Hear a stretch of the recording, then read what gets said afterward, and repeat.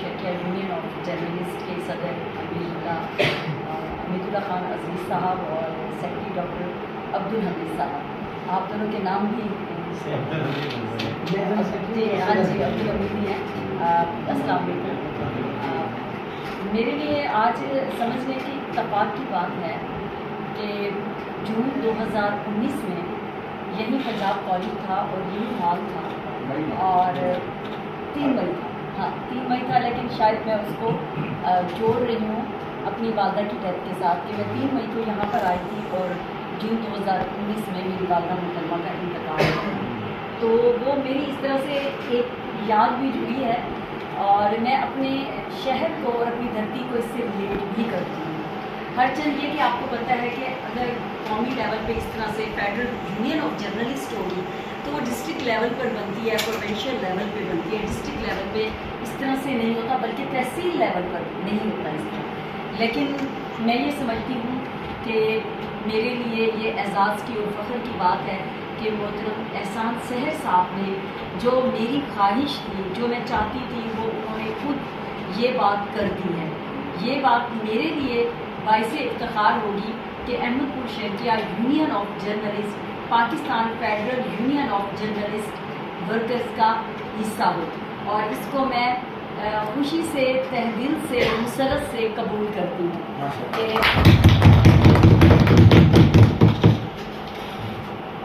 کچھ دن پہلے ہاسپٹل میں جانا ہوا، میرے ساتھ راولپنڈی اسلام آباد یونین آف جرنلسٹ کے صدر محترم مظہر اقبال صاحب تھے۔ جب ہم ادھر ہاسپٹل گئے تو ایک پیشنٹ ہمارے جو وہاں پر G8 اسلام آباد میں موجود ہاسپٹل میں تھے، اور انہوں نے وہاں پر جو کہانی سنائی کہ کس طرح سے، کس تکلیف سے ہم نے وہ دور دیکھا ہے، 70s کا دور، 80s کا دور، صحافت کا وہ دور جس میں صحافت کرنا کس قدر کٹھن ہوتا تھا اور وہ لوگ کتنی سوچتیں اور تکلیفیں برداشت کرتے تھے۔ جو صحافی وہاں پر بستر پر براجمان تھے، اگلے دن ان کی اوپن ہارٹ سرجری ہونا تھی، انہوں نے بتایا کہ کس طرح سے ایک خبر جب انہوں نے دی تو انہیں کس طرح اٹھایا گیا، لے جایا گیا، اور گرم پانی کا جو پتیلا تھا اس میں ایک کیمیکل میں ان کو وہاں پر پاؤں ڈال کر ان کے پاؤں میں اتنا درد ہوا، انہوں نے کہا کہ وہ کتنے عرصے تک اس درد سے چیختے رہے۔ تو اسی کے ساتھ ہی ایک اور سینئر صحافی ڈاکٹر عبدالودود قریشی خبریں کے ایڈیٹر ہیں، تو وہ وہاں پر تشریف فرماتے انہوں نے کہا کہ مظہر، وہ جو بیمار تھے ان کا نام مظہر شیخ تھا، تو انہوں نے کہا کہ پولیس نے لاٹھی چارج کیا تو اس نے مجھے زور سے مارا میری کڈنی پہ اور وہ پھٹ گئی۔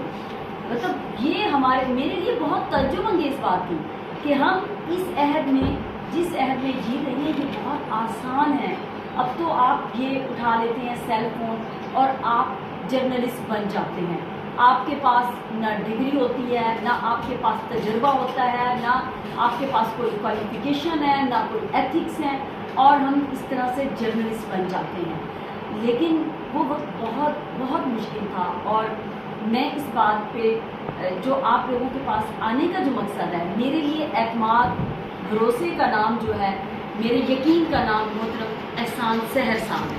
اور آپ یقین جانیے کہ آپ احسان سحر صاحب کے عہد میں جی رہے ہیں۔ آپ خوش قسمت ہیں، آپ خوش نصیب ہیں کہ آپ کو ان کے ساتھ رہ کے کام کرنے کا موقع ملا ہے۔ یہ جو باتیں یہاں پر ہو رہی تھی، جب میں پہلے یہاں پر آئی تھی تو اس طرح لائبریری نہیں تھی یہاں پر، اب کیونکہ یہ ایک لائبریری کا یہ ہال جو ہے، لائبریری ہے باقاعدہ، اور اس میں کتابوں کی بات ہوئی ہے، اس میں کیپیسٹی بلڈ کی، ورکشاپ کی، سیمینار کی، آپ کے ٹرپس کی،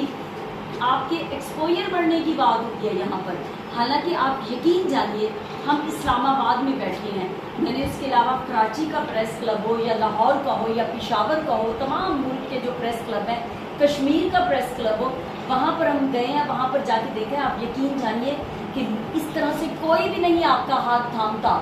NGOs آتی ہیں، وہ اپنا پروجیکٹ مکمل کرتی ہیں، اور ان کو اس بات سے کوئی سروکار نہیں ہوتا آپ سیکھیں نہ سیکھیں، ان کی جو ڈاکومنٹیشن ہے، ان کا جو پروجیکٹ ہے، وہ مکمل ہونا چاہیے۔ لیکن میں یہ سمجھتی ہوں کہ رورل میڈیا نیٹ ورک کے صدر محترم احسان سحر صاحب نے واقعی جس طرح ان کا نام ہے، اسی طرح سے انہوں نے ہم سب کے ساتھ یہ نیکی کی ہے۔ اور آپ یقین جانیے کہ انہی کی دعوت پر جب میں پہلی دفعہ نیشنل پریس کلب کی سینئر وائس پریزیڈنٹ بنی تو انہوں نے جب مجھے مدعو کیا، ان سے میری کمٹمنٹ پہلے ہو چکی تھی، اور جب ہمارے وہاں 3 مئی کو پروگرام میں فیڈرل منسٹرز وہاں پر آ رہے تھے، فرحت اللہ بابر صاحب آ رہے تھے، چونکہ میری کمٹمنٹ تھی تو میں 3 مئی 2019 کو یہاں پر آئی تھی کہ تاکہ میرے لیے یہ زیادہ خوشی کی بات تھی کہ میں اپنے علاقے میں اور خاص طور پر احسان سحر صاحب جیسے معتبر ریپیوٹیڈ پروفیشنل ذمہ دار صحافی سے میں جاؤں گی، اور انہوں نے مجھے UN کا ایوارڈ دیا تھا، اور میں یہ سمجھتی ہوں کہ آپ لوگوں کے لیے بھی یہ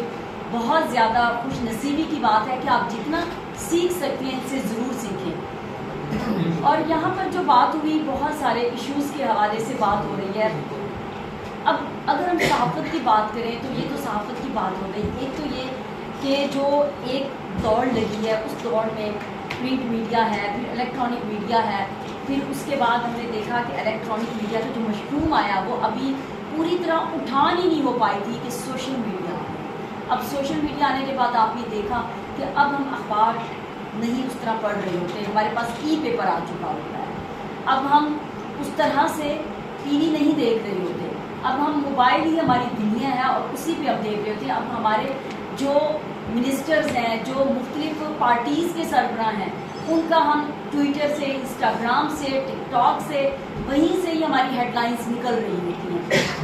اور ابھی یہ چل ہی رہا تھا، یہ تو ابھی ہم پوری طرح مانوس ہی نہیں ہو پائے تھے، ابھی تو اجنبیت باقی تھی سوشل میڈیا سے کہ دھڑم سے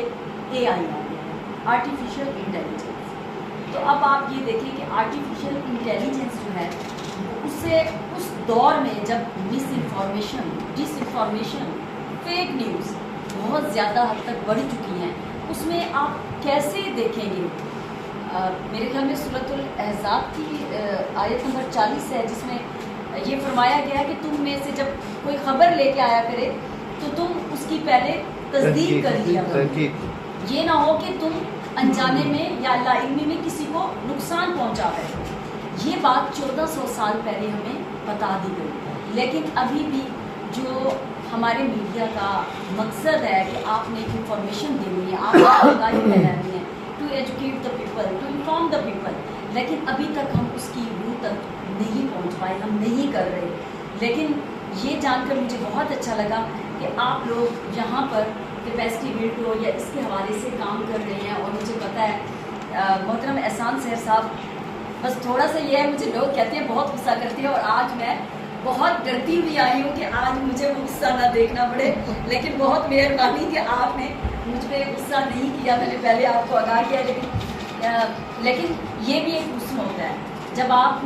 کام سیکھ رہے ہوتے ہیں۔ آپ یقین جانیے پہلے کے جو لوگ تھے جنہوں نے کتنی ماریں کھائیں، مار وہ نہیں ہوتی جو سوٹی ڈنڈا کھا کے ماری جائے، مار وہ ہوتی ہے جو آپ سختی تنقید برداشت کرتے ہیں، تو وہ لوگ اس طرح منجھے ہوئے صحافی بن پائے۔ اور آپ یقین جانیے یہ آخری، میں یہ نہیں کہوں گی کہ صدی ہے، مجھے تو یہ لگ رہا ہے کہ یہ دہائی آخری اس طرح کی چل رہی ہے جس میں ہم کچھ سیکھنے سکھانے کی بات کر رہے ہیں، کیونکہ اب ہمارے معاشرے میں عدم برداشت اس حد تک بڑھ چکی ہے۔ آپ نے دیکھا پورے ملک میں اس وقت کیا حال ہے، پچھلے دنوں بدین پریس کلب میں 2 مذہبی گروپوں کی لڑائی پڑ گئی، 1 سال پہلے ہی جی خان کا پریس کلب بند کر دیا گیا۔ میرا شہر ہے احمد پور شہر، مجھے بڑی شرمندگی ہوتی ہے جب پتہ چلا ہے اس کا پریس کلب بند کر دیا جاتا ہے، اور یہ حال صرف احمد پور شہر کے، آپ بدین گجرانوالہ کا اگلے دن بند کر دیا گیا۔ یہ صرف انہی کا حال نہیں ہے، پورے پاکستان کے تمام جو پریس کلبز ہیں ان کا یہ حال ہے۔ ہاں، نیشنل پریس کلب اسلام آباد میں ہمارا مینڈیٹ چھینا جاتا ہے، آپ یقین جانیے وہی جو 45-47 فارم والا حال ہے وہی ہمارے ساتھ نیشنل پریس کلب اسلام آباد میں ہوتا ہے، لیکن ہم یہ چاہتے ہیں کہ ایک نیشنل پریس کلب ہے جو کہ آپ کے ملک کا ایک مثبت تشخص ہو جانا چاہیے، اس کا جو صحافت کا تقدس ہے وہ پامال نہیں ہونا چاہیے، تو ہماری کوشش ہوتی ہے کہ وہ اس طرح سے نہ بکھرے۔ لیکن ابھی محترم احسان سحر صاحب نے کہا کہ مختلف گروپس بن چکے ہیں، یہ ٹھیک ہے کہ مختلف گروپس بن چکے ہیں، لیکن ہم سب لوگوں کی کاز تو ایک ہی ہونی چاہیے، ہماری آئیڈیالوجی تو ایک ہی ہو، ہمارا مقصد تو ایک ہی ہونا چاہیے کہ ہم اپنے صحافیوں کے حقوق کی پامالی کے خلاف کھڑے ہو جائیں، جہاں پر بھی پورے